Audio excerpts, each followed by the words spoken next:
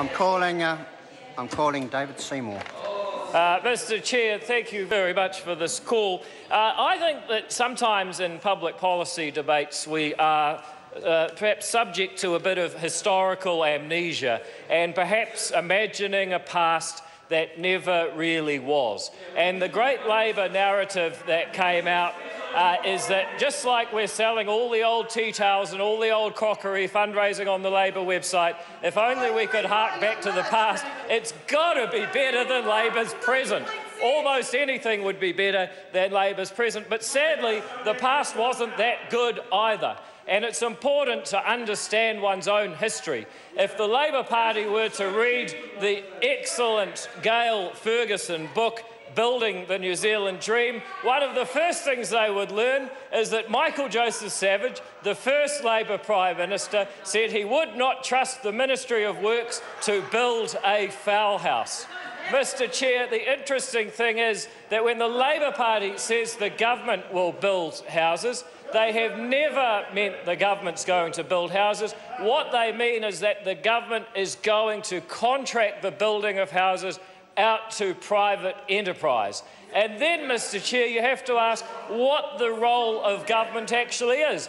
Does the government have some magic ability to override all of the constraints on building new homes that have currently been identified as leading to a limitation on housing supply in New Zealand, high prices and homelessness? They have no such prescription in this bill that will solve the problems of a limit of land that councils will allow anybody, including builders contracted by the government, to build upon. There is no solution in this bill to solve the very real problem that infrastructure funding incentives are too weak for councils. There is nothing in this part that will solve either of those problems, or in any of the other parts, if we're allowed to mention those, Mr Chair. But, Mr Chair, the interesting thing is, when one starts to investigate one's history, is that the facts become terribly clear and, from the Labor Party's point of view,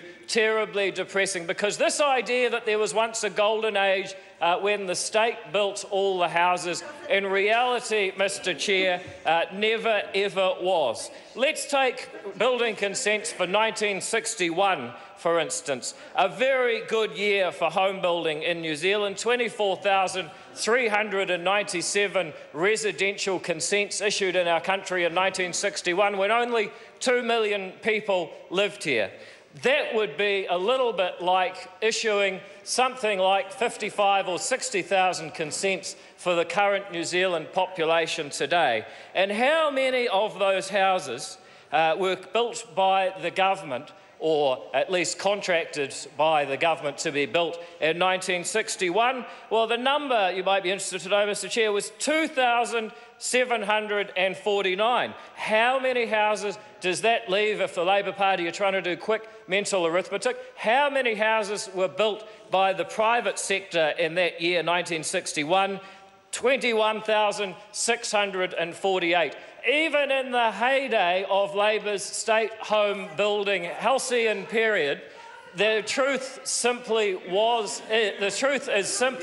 that the private sector built almost 10 times more houses than the state ever could. Why, Mr Chair, it is believed that this history that never was is going to save us, I cannot understand. But what is very clear is that there is nothing in this bill, nothing in this part, that is going to solve the real underlying problems in the housing market. And the fact is, those problems were never solved. The government never built houses. They always contracted out to Fletchers. And even in some of the best years of home building in New Zealand, the state was a bit player, a 10% player at best. But, Mr Chair, we could have anticipated the paucity of this argument from the way the Labor Party have behaved in the last 24 hours. Mr Chair, the first half of the debate was all about due process and rushing through complicated, far-reaching reforms under urgency without due process. And then the second part of the debate,